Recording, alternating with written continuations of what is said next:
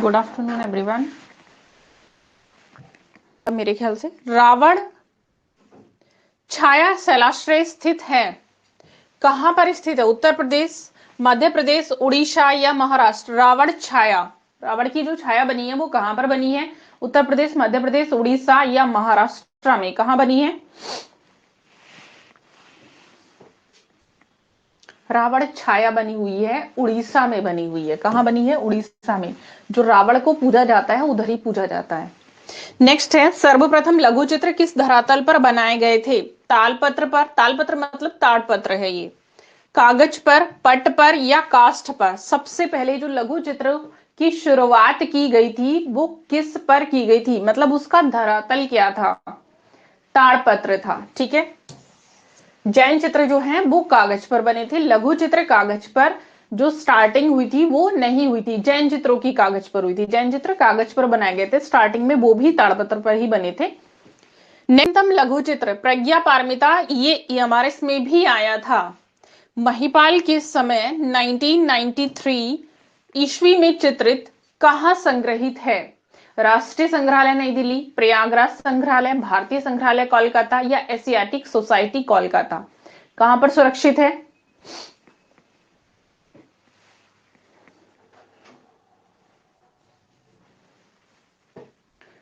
प्राचीनतम जो पांडुलिपि है प्रज्ञा पारमिता मैंने लिखवाया। प्रज्ञा पारमिता में कितने श्लोक हैं वो भी लिखवाया है, और इस श्लोकों के आधार पर इसका नाम क्या है वो भी लिखवा रखा है। तो इसका आंसर भी आपको पता होना चाहिए। कहां सुरक्षित है ये लिखवाया मैंने। सुरक्षित कहां है? कहां सुरक्षित है? Asiatic society Kolkata. कहां सुरक्षित है? एशियाटिक सोसाइटी, क्योंकि कोलकाता में भी दो हैं, एक भारतीय संग्रहालय कोलकाता है जो कि काफी फेमस है, लेकिन जो आपका प्रज्ञा पारमिता है जिसको अष्ट सहस्त्रिका प्रज्ञा पारमिता कहते हैं वो एशियाटिक सोसाइटी ऑफ कोलकाता में सुरक्षित है। ठीक है। नेक्स्ट है, यह नाट्य से संबंधित होगा। चित्र लक्षण छठी शताब्दी ईसा पूर्व ईस्वी का है, उसके लेखक कौन थे? भरत मुनि, वात्स्यायन, नग्नजित या नारायण मुनि थे? जिन लोगों ने मेरे पास जैसे ही मैं भी भूल गई थी कि आज जो है ईएमआरएस का एग्जाम है, संडे ईएमआरएस का एग्जाम था, उसके बाद शायद वो जो कैंडिडेट थे जो देने गए थे वो हॉल से निकले हैं, मुझे मेरी क्लास से जबकि मैसेज नहीं आए हैं, लेकिन बाकी जो और कैंडिडेट थे जो यूट्यूब वगैरह से देखते थे या अदर बैच के थे, उन्होंने मैसेज किया और उन्होंने क्लियरली मुझे पूरा पेपर भी भेजा, कुछ ने तभी भेज दिया था। और मैंने बाद में देखा कि ये पेपर है, मैंने देखा 2 दिन बाद, उन्होंने बताया पेपर बहुत अच्छा गया, और वो सिर्फ टिप्स यही थे उनके पास। इसलिए मैं आपसे हमेशा बोलती हूँ कि आप उन चीजों का बेनिफिट लीजिएगा। सबसे मेन होता है क्वेश्चन को पढ़ना, क्वेश्चन क्या कह रहा है, क्योंकि 4 ऑप्शन आपके ऐसे होते हैं, आप देखेंगे जैसे मैंने कल आपको एक क्वेश्चन दिया था कि हमें जो प्रमाण मिलता है चित्रकला का, वो सबसे पहला प्रमाण हमें कहाँ मिला था? ऋग्वेद में मिला था, चमड़े पर, क्योंकि जब यज्ञ किए जाते थे तो वहां पर अग्नि देवता की आकृति को उकेरा जाता था। वैसी प्रतिमा की अगर हम बात करते हैं तो प्रतिमा के जो प्रमाण मिलते हैं, जो मैं नामक शिल्पी ने सीता जी की प्रतिमा बनाई थी जिस समय अश्वमेध यज्ञ किया जा रहा था। तो उन सब चीजों में आप कंफ्यूज रहते हैं, उसको कंफ्यूजन को निकालिए पहले कि आखिर क्वेश्चन बोल क्या रहा है। ठीक है, चलिए इसका आंसर क्या था? चित्रलक्षण। चित्रलक्षण 7वीं शताब्दी के लेखक कौन थे? नग्नजित। ठीक है, इनका दूसरा नाम क्या था? नग्नजित का, नग्नजित का दूसरा नाम क्या था? जो मेन नाम था, नग्नजित तो रखा गया था इनका नाम बाद में भयजित। नग्नजित, नग्न प्रेतों पर विजय प्राप्त करने के कारण नाम इनका दिया गया था। मेन नाम क्या है इनका? भयजित, तो हो सकता है भयजित भी आ जाए। श्रेणी की आकृतियों में किसको रखा गया है? राम, बाली, इंद्र, चंडी, भैरव, काली, रावण, कुंभकर्ण, हिरण्यकश्यप या सबको रखा गया है? नर श्रेणी की आकृतियों में किसको रखा गया? ये जो आपकी वो माप वाला जो पैटर्न है, जो जैसे आपका ग्रंथों से क्वेश्चन जो आता है, ये वही वही से क्वेश्चन आया हुआ है। इसमें आपका एस्थेटिक भी जुड़ जाता है साथ साथ जब हम ग्रंथों को पढ़ते हैं तो। और ये वैसे क्लियर आपको दिख रहा होगा कि नर की श्रेणी में जो रखा गया है वो राम को रखा गया है, बाली को रखा गया और इंद्र को रखा गया है। ठीक है, 3 को रखा गया। अच्छा, क्यों? इसमें कुछ समझ में आया मैंने ये आंसर क्यों कर दिया है? ये तो नारी हो गया सेकंड वाला, तो सी वाला क्या रहा फिर? नहीं आया। अच्छा, सी वाला क्या रहा फिर? जिनको आया वो बताएंगे, कुछ को आ चुका होगा। सी वाला आंसर क्यों नहीं है इसमें? चलिए, बी तो समझ में आ रहा है कि वो नारी में आ जाता है, चंडी भैरव काली। सी वाला क्यों नहीं आया? हाँ, वेरी गुड। सी वाला क्योंकि असुर है, राक्षस है। जब मैं आपको माप लिखा रही थी कि असुर की माप क्या होगी, राक्षस की माप क्या होगी, उत्तम पुरुष की माप क्या होगी, तो ये बिल्कुल उसी तरह से वहीं से क्वेश्चन आया हुआ है, क्योंकि ये सब किसकी श्रेणी में आ जाते हैं? राक्षस की श्रेणी में आ जाते हैं, असुर की श्रेणी में आ जाते हैं। और ये बी जो ऑप्शन है आपका, ये नारी की श्रेणी में आता है, इसलिए नर कौन बचा? राम, बाली और इंद्र। ठीक है, चलिए नेक्स्ट पर चलते हैं। भारतीय शिल्प परिचय 1904 की पुस्तक जो है, उसके लेखक कौन है? अवनींद्रनाथ, पिगट, फर्ग्यूसन या असित कुमार हलदार? कौन है? भारतीय शिल्प परिचय, बहुत आसान है, अवनींद्रनाथ टैगोर। ठीक है। किस विख्यात प्रिंट मेकर को वर्ष 2019 का पद्मश्री सम्मान मिला था? विवान सुंदरम, ज्योति भट्ट, मनु पारिक, गुलाम मोहम्मद शेख। प्रिंट मेकर का 2019 का पद्मश्री सम्मान मिला था, किसको मिला था? ज्योति भट्ट को मिला था। ठीक है। नेक्स्ट है, पेट्रोग्लिफ पाए जाते हैं, कहां पाए जाते हैं पेट्रोग्लिफ? भीमबेटका, जोगीमारा, मतलब उन गुफाओं को ही पेट्रोग्लिफ कहा जाता है। सिगरिया किसको कहा जाता है? भीमबेटका को कहा जाता है। नेक्स्ट है, प्रकाश और लय किसका चित्र है? अवनींद्रनाथ, जितेंद्रनाथ, नंदलाल, असित कुमार हलदार। प्रकाश और लय चित्र किसका है?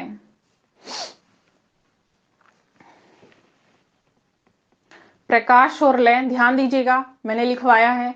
कहां लिखवाया है? ध्यान करिए, क्योंकि सारे आर्टिस्ट को बहुत अच्छे से लिखवाया स्टार्टिंग के। प्रकाश और लय मैंने कहां लिखवाया होगा? ध्यान दीजिएगा। किसी को नहीं आ रहा है? प्रकाश और लय असित कुमार हलदार का है, लिखवाया है। एक का आंसर छोड़ के बाकी सबका किसी ने नहीं दिया। कहां से एक ऐसा चित्र मिला जिसमें एक बारहसिंगा और अनेक धनुर्धारी व्यक्तियों का अंकन दिखाया गया है, वो भी पीछा करते हुए धनुर्धारियों को? तो कहां से मिला है? करियाकुंड, महादेव बाजार, सोनभद्रा या होशंगाबाद से? जिसमें एक बारहसिंगा है और बहुत सारे धनुर्धारियों को दिखाया हुआ है जो कि उस बारहसिंगा का पीछा कर रहे हैं। कुछ ध्यान आया होगा कहां से मैंने लिखवाया हुआ है? करियाकुंड में लिखवाया ना, करियाकुंड। चलिए, आंसर ए। नेक्स्ट है, प्रागैतिहासिक चित्र कहां पाए जाते हैं? मथुरा, होशंगाबाद, इंदौर या अजंता? प्रागैतिहासिक चित्र, ये ए किसने दिया आंसर? अच्छा, ए नहीं है, वी दे दिया है, बी, होशंगाबाद। ठीक। नेक्स्ट है, बुल सीरीज किसके लिए प्रसिद्ध है? देव ज्योति रे, शक्तिदान, सुनील दास, तैयब मेहता। बुल सीरीज के प्रसिद्ध आर्टिस्ट कौन है? बुल सीरीज, अब यहां थोड़ी सी दिक्कत है, जो कि मैं कहूंगी कि आंसर भी या तो गलत है, गलत गलत आंसर आ रहे, गलत गलत।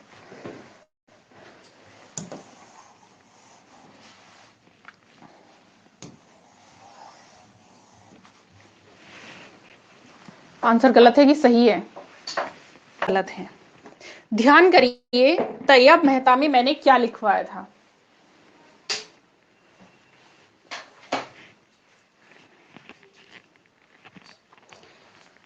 ये चित्र लिखवाया था या सीरीज लिखवाई थी?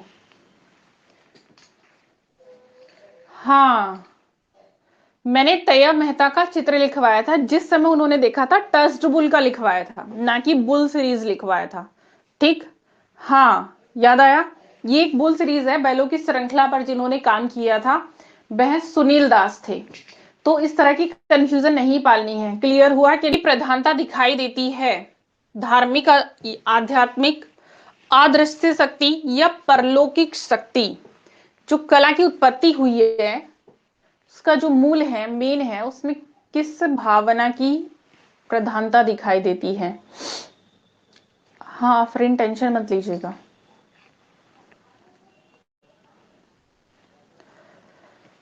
बताएं।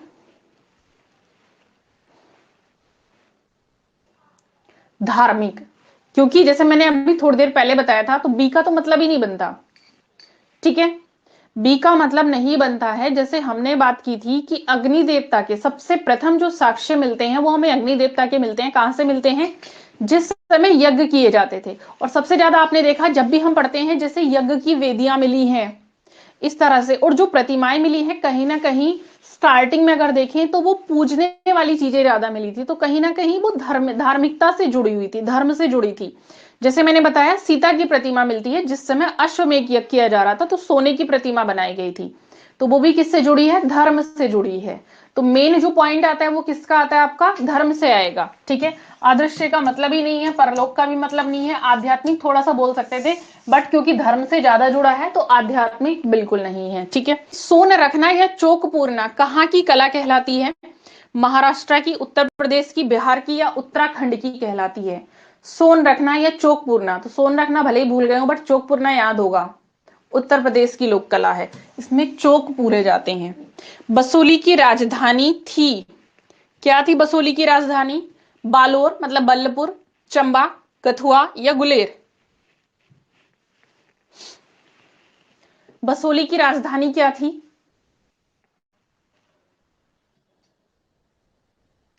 बसोली की राजधानी नहीं, बालोर, बल्लपुर। लिखा नहीं है, लिख लेंगे, ये लिखवाया नहीं है मैंने। दस्तखत कागज पर टेम्परा राष्ट्रीय आधुनिक कला संग्रहालय में सुरक्षित है। ये पेंटिंग किस कलाकार की है? अवनींद्र नाथ, अर्पिता सिंह, जे स्वामीनाथन या हुसैन, किसकी है?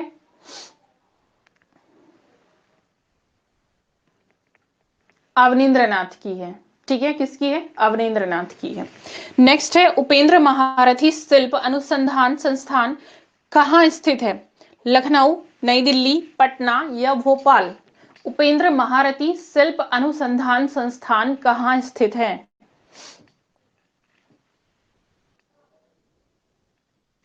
कहाँ स्थित है? पटना में स्थित है। ठीक है, नेक्स्ट है किसकी कृतियों में वाटर कलर या सुनहरी स्याही का प्रयोग किया गया है? रविंद्रनाथ, गगनेंद्र नाथ, राम कुमार या नसरीन मोहम्मद? ये तो मुझे ऐसा लगता है अगर मैं ऑप्शन नहीं भी दिखाती तो भी चल सकता था, चल सकता था या नहीं? रोंग है आंसर आप लोगों का, साफ साफ लिखा है। क्या लिखा है क्वेश्चन में? Water colour. पहले वो तो पढ़िएगा क्या लिखा है, किसकी कृतियों में वाटर कलर सुनहरी स्याही का प्रयोग हुआ है? तो ए आंसर कैसे हुआ? आपने ए क्यों दे दिया? ए में इन्होंने क्या किया था, फूलों की पंखुड़ियों की जो मतलब जो पंखुड़ियां थी उससे इन्होंने कलर बनाए थे रविंद्रनाथ ने। यहां पर हम बात कर रहे हैं गगनेंद्र नाथ की। गगनेंद्र नाथ ने वाटर कलर का भी इस्तेमाल किया है, सुनहरी स्याही का भी इस्तेमाल किया है। अच्छा आपका बी है, चलिए बहुत अच्छी बात है। ठीक, तो ध्यान देंगे रविंद्रनाथ ने ज्यादातर मैंने लिखवाया हुआ भी है नेचुरल कलर का इस्तेमाल किया है। ठीक है, स्केचिंग बनाई है, नेचुरल कलर का इस्तेमाल किया है। नेक्स्ट है नेपाल वॉर मेमोरियल के लिए किसने मूर्ति बनाई थी? राम किंकर बैच, मनु श्रीवास्तव, राम बी सुतार या धनराज भगत? आंसर बताएं इसका। नेपाल वॉर मेमोरियल के लिए किसने मूर्ति बनाई थी? राम किंकर बैच ने बनाई थी। किसने बनाई थी? राम किंकर बैच ने बनाई थी। ठीक है, नेक्स्ट है डीपी राय चौधरी की मूर्ति कला कैसी है? आधुनिक और विमूर्त, एकेडमिक और पारंपरिक, क्यूबिस्ट या पॉइंटिज्म? डीपी राय चौधरी की मूर्ति कला किस प्रकार की है?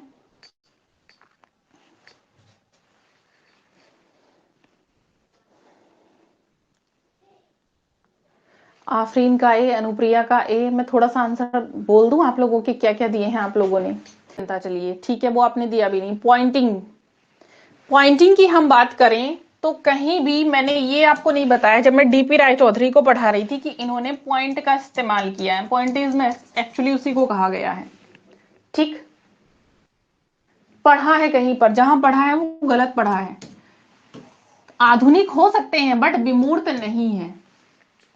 ठीक है, आधुनिक कहीं कहीं लिखा है बुक में, वही आप लोगों ने पढ़ा होगा, बट विमूर्त नहीं है, ये भी ध्यान देंगे। आंसर आएगा एकेडमिक और पारंपरिक। इन्होंने एक्चुअल में एकेडमिक और पारंपरिक मूर्तियां ही बनाई हुई हैं।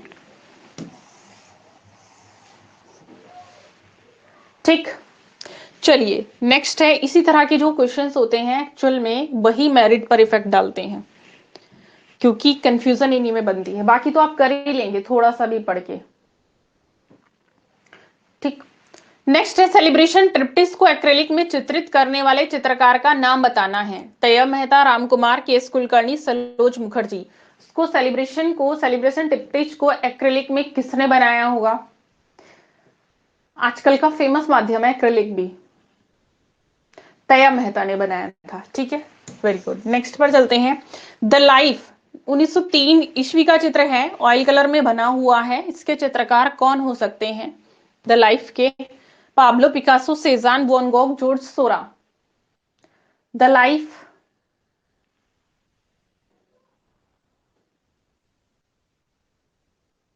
कौन हो सकते हैं?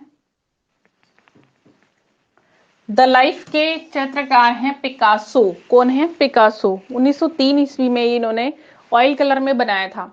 नेक्स्ट है थ्री बाथर्स, किसका चित्र है? मोस्ट फेमस है, और बिना ऑप्शन बताए भी बता सकते थे आप शायद। पिकासो, मातिस, सेजा, वैन गोग। थ्री बाथर्स, थ्री बाथर्स किसका है? सेजान का। मैंने बोला था ना कि आप लोग इसको बिना ऑप्शन के भी बता सकते थे। चलिए, अच्छी चीज है। नेक्स्ट है मंदिरों को उनके कालक्रम में व्यवस्थित करना है। नीचे दिए हुए कूटों में से सही उत्तर का चुनाव भी करना है। तो इसको थोड़ा शॉर्ट कर देते हैं हम, थोड़ा सा आपको दिख जाएगा। तो पहले है बृहदीश्वर मंदिर, गंगकोट चोलपुरम मंदिर, महाबलीपुरम का तटीय मंदिर, सप्त पैगोड़ा। तो अब ये चार ऑप्शन हैं, इन चारों को आपको एक सही से क्रम में सजाना है। ठीक है, इनमें से कौन सा आंसर आएगा? सबसे पहले कौन सा आएगा? इसके लिए टाइम दे रही हूं, थोड़ा सा ध्यान से पढ़ के सोच के समझ के इसको कर लीजिएगा।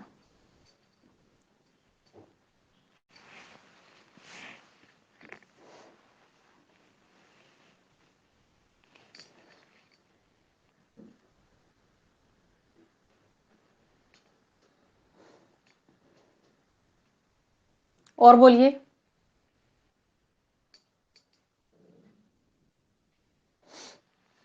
मेरे ख्याल से पहले आना चाहिए जो सप्त पैगोड़ा मंदिर है। ठीक, आप आंसर ढूंढते जाइए कहां मिलेगा ये। और इसके बाद आपका आएगा महाबलीपुरम का मंदिर, फिर आपका आना चाहिए बृहदेश्वर मंदिर, और उसके बाद गंगकोट चोलपुरम का मंदिर। तो इस हिसाब से हमने रखा था सबसे पहले फोर्थ, इसके बाद थर्ड, इसके बाद बृहदेश्वर मंदिर फर्स्ट, इसके बाद आपका सेकंड, ये बनेगा आपका। और इसमें से ऑप्शन बनता है आपका डी। डी ही बन रहा है ना? वो फर्स्ट और ये लास्ट सेकंड हो जाएगा। ठीक है, चलिए आगे चलते हैं। इस पे मैं अभी बहुत ज्यादा फोकस नहीं करूंगी क्योंकि मैं अभी आपको स्थापत्य करा रही हूं। ठीक है, चलिए। ये है कि जो नीचे आपको कुछ चीजें दे रखी हैं, एक पेयर में दी हुई है, उनको ये सही से सुमेलित नहीं है। तो कौन सी सही से सुमेलित नहीं है वो आपको बतानी है। जैसे अदीना मस्जिद मांडू में है, लाल दरवाजा मस्जिद जौनपुर में है, या फिर दाखिल दरवाजा गौड़ में है, या तीन दरवाजा अहमदाबाद में है। तो कौन सा इसमें से रोंग लिखा हुआ है?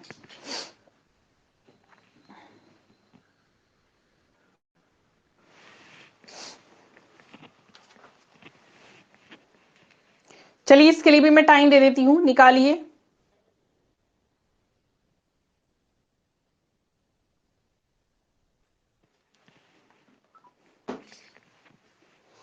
मेरे ख्याल से जो चीजें हैं जो सही सुमेलित नहीं है, तीन दरवाजा पता है आपको कहां है? अहमदाबाद में पढ़ते हैं ना, ये तो तीन दरवाजा पढ़ा है सबने। दाखिल दरवाजा गौड़ में है, ये नहीं पढ़ा होगा। चलिए, लाल दरवाजा ये पढ़ा होगा, ये जौनपुर में ही है। अदीना मस्जिद नहीं पढ़ा है, ये आपकी वेस्ट बंगाल में है। ठीक है, ये रॉन्ग है। क्लियर है? ये सब आपने पढ़े होंगे, ये जनरली जब जीके पढ़ते हैं आजकल आप देखेंगे बच्चों की बुक में भी जीके की बुक में लिखे होते हैं, तो ये आपको इजीली मिल जाएंगे। तो ये जो है अदीना मस्जिद आपकी मांडू में नहीं है, ये वेस्ट बंगाल में है।